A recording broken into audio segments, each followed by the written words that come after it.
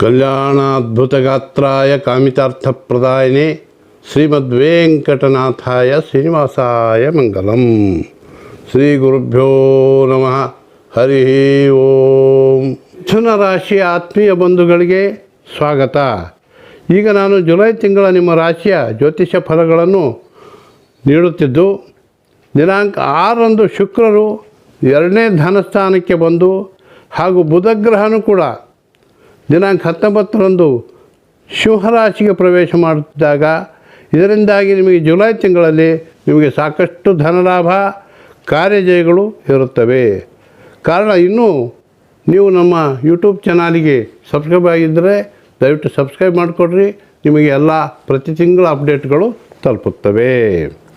ಬಂಧುಗಳೇ, ಲಾಭಾಧಿಪತಿಯಾದಂತಹ ಮಂಗಳನು ಲಾಭಸ್ಥಾನದಲ್ಲಿ ಅಂದರೆ ಮೇಷರಾಶಿಯಲ್ಲೇ ಇದ್ದು ನಿಮ್ಮ ಕಾರ್ಯಗಳಿಗೆ ಸಂಪೂರ್ಣ ಸಾಥಿ ಕೊಡ್ತಾನೆ, ಜಯ ನೀಡುತ್ತಾನೆ.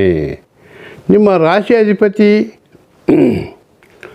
ಧನ ಹಾಗೂ ತೃತೀಯ ಸ್ಥಾನಗಳಲ್ಲಿ ಶುಕ್ರನ ಜೊತೆಗೆ ಸಂಚರಿಸುವುದರಿಂದ ನಿಮ್ಮ ಉದ್ಯೋಗ ವ್ಯಾಪಾರಗಳಲ್ಲಿ ಸಾಕಷ್ಟು ಪ್ರಗತಿ ಹಾಗೂ ವಿಶೇಷ ಸಂಪತ್ತನ್ನು ನೀಡುತ್ತಾರೆ. ಶನಿಗ್ರಹ ವಕ್ರಿಯಾಗಿ ನಿಮ್ಮ ಒಂದು ಅಷ್ಟಮ ಸ್ಥಾನವನ್ನು ವೀಕ್ಷಿಸುವುದರಿಂದ ಪ್ರತಿ ಶನಿವಾರ ನೀವು ಶ್ರೀ ಆಂಜನೇಯ ಸ್ವಾಮಿಗೆ ಎಳ್ಳೆಣ್ಣೆ ದೀಪವನ್ನು ಹಚ್ಚಿ ಮತ್ತು ಕಪ್ಪು ಎಳ್ಳು ಮತ್ತು ಬೆಲ್ಲವನ್ನು ದಕ್ಷಿಣೆ ಸಮೇತ ದಾನ ಕೊಟ್ಟು ಬನ್ನಿರಿ, ನಿಮಗೆ ಶುಭವಾಗುತ್ತದೆ. ಇನ್ನು ಮಿಥುನ ರಾಶಿಯವರಿಗೆ ಪ್ರತಿ ಸೋಮವಾರ, ಗುರುವಾರ ಅದೃಷ್ಟದ ದಿನಗಳಾಗಿವೆ. ದಿನಾಂಕ 5, 6, 9, 10, 11, 17ರಿಂದ 20, 23, 24, 28, 29 ಈ ದಿನಗಳು ನಿಮಗೆ ಶುಭವಿವೆ.